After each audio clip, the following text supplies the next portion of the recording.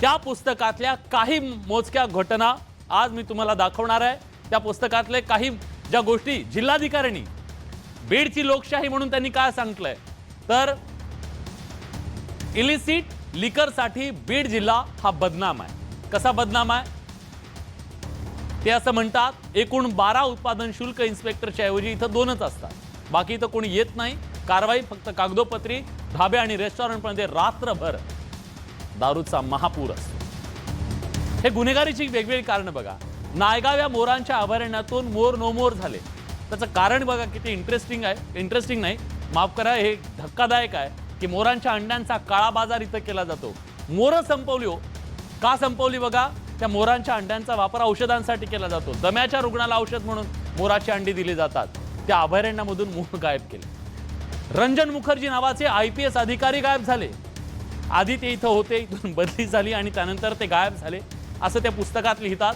ते पुढे असं लिहितात, राज्य सरकारच्या चौकशी यंत्रणेत गायब म्हणून एका IPS अधिकाऱ्याची नोंद आहे। IPS अधिकारी गायब होतो, पत्ता लागत नाही, हे त्यांनी त्या पुस्तकात लिहिलंय। मोर्चा कुठलाही असो, कुणाचाही असो, चेहरे कायम बीडमध्ये सारखे असतात असंही त्यांनी लिहिलेलं आहे। त्यामुळे हुल्लडबाज जे आहेत ना, त्यांची एक इथं टोळी आहे आणि कायम ते आंदोलन करत असतात, खंडणी वसूल करत असतात असं त्यांचं म्हणणं आहे। बीडमध्ये तहसीलदार पदाचं काम स्वेच्छेनं कुणीच घेत नाही, कारण दमबाजी प्रत्येक अधिकाऱ्याला केली जाते। अधिकाऱ्यांना काम करणं अतिशय अवघड आहे। गोदावरी आणि सिंदफणा नदी इथून वाहते। या नद्यांच्या खोऱ्यामध्ये बिनबोभाट वाळू उपसा, कोणी रोखणार नाहीये। बिनबोभाट आओ जाओ घर तुम्हारा।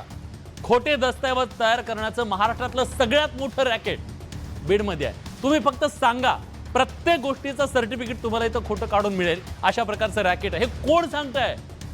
जिल्हाधिकारी म्हणून काम केलेले अधिकारी सांगतात। अधिकारी आणि कर्मचारी या कार्यालयात अपवादाने आढळतात। ते ऑफिसला फारसं कधी येत नाहीत, अगदी तुरळक त्यांची उपस्थिती असते।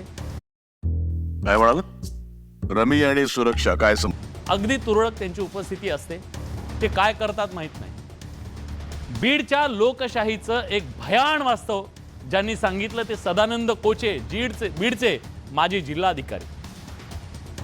मी केवळ त्यांचं पुस्तक वाचलं नाही, हे पुस्तक आज महाराष्ट्र